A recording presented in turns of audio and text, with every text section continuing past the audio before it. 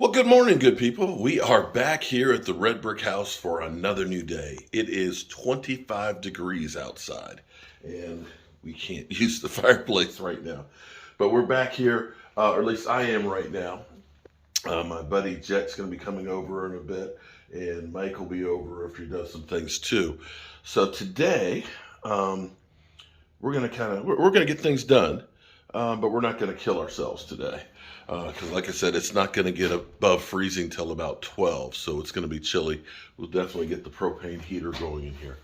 But in the meantime, I'm going to be working on getting this, started working on the framework here of getting this situated so I can lay the rest of the flooring back in here. I have gotten a lot more dirt back into the trench that's here for the pipe, so I'll get that cleaned back up. So that way I can get that pipe in. And once I get the pipe in, then I can finish getting that in place. And these boards right here are the original floorboards that will go back in here as well. So we'll finally get that closed up. What I may do too is, we're still deciding and debating on what to do as far as the electrical outlets.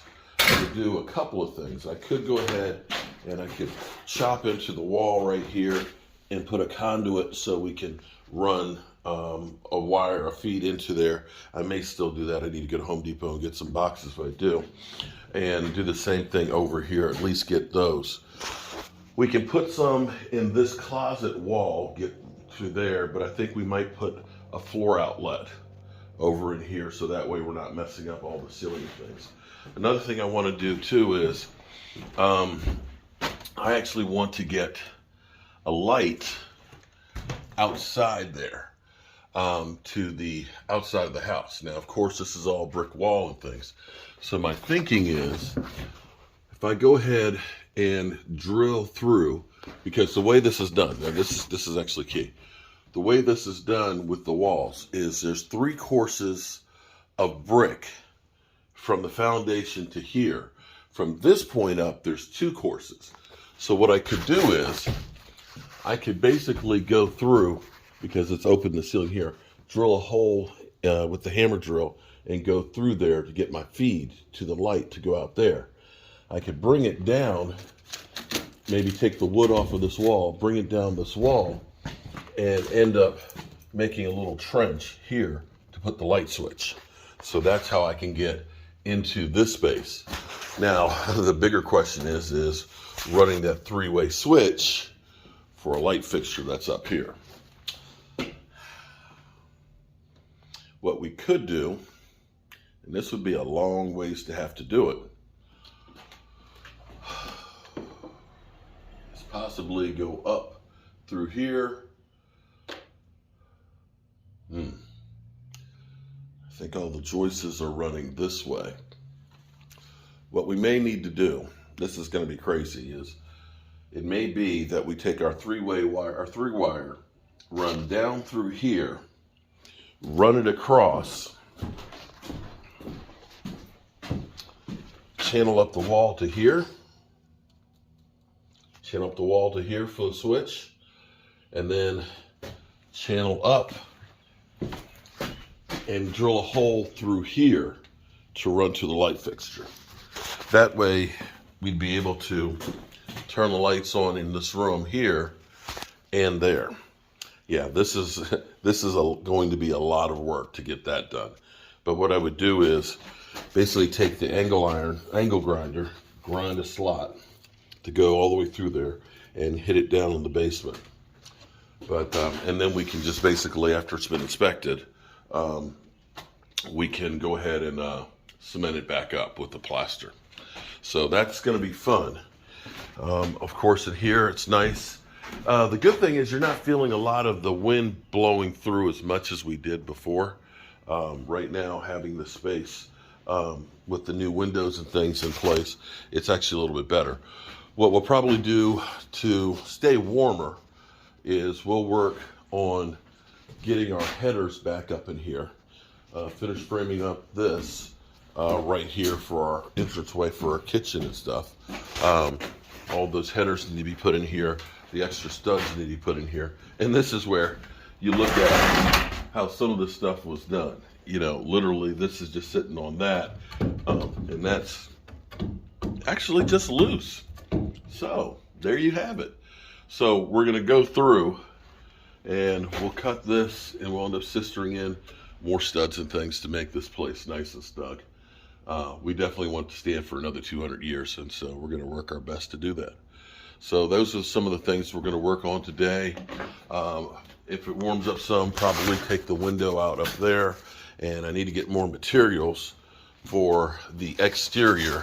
I've got some guys that are coming by tomorrow to try and finish sheathing all the way up. And if we can get that done tomorrow, man, we are in there great. So, time for me to get to work. Well, good morning from the Red Brick House. Okay, so, what I was trying to do is make sure I'm down below the 24-inch grade. And I actually have, fortunately from one of my other houses that I built years ago, this is the 3/4 inch supply line PVC that's burial that'll go in there.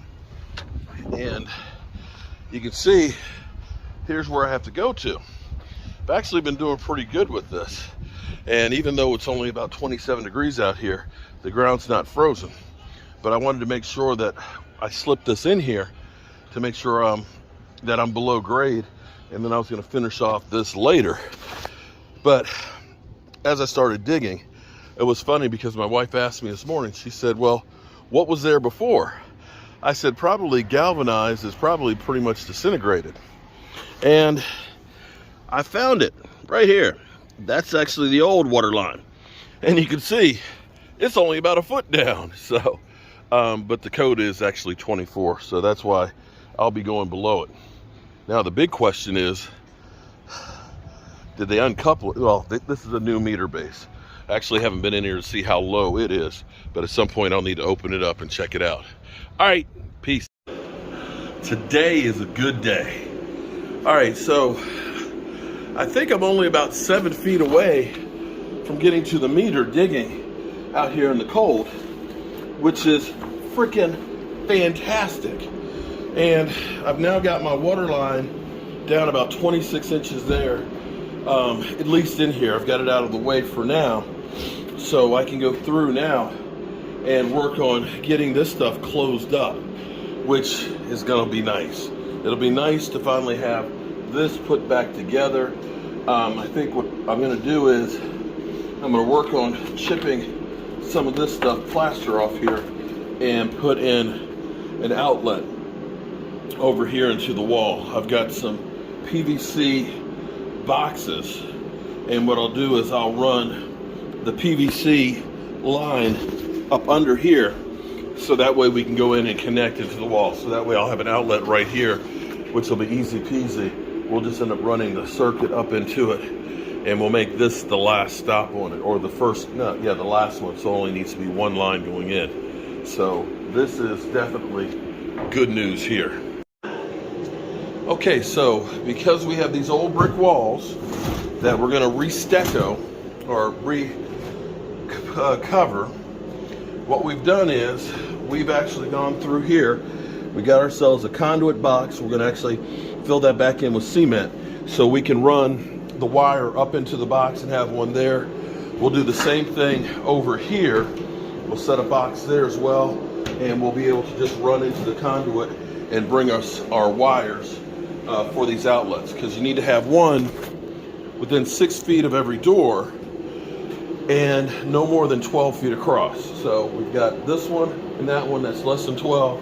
We're right there at the door, so we're good shape there. And then we'll end up putting over here, we'll have to chip into the wall, we'll put a double box here. And this box will end up being a fixture in the ceiling, and also for the kitchen light, it'll be a 4-way switch. So you'll be able to turn on the center light in the kitchen from here, over there, or over there. So that way, no matter which area you get into it. So now I'm happy because I can finish the framework in here, so we can go ahead and get the flooring put back on here and closed up. I will need to go ahead and get the other box in here before I put that piece in too, but definitely coming down here.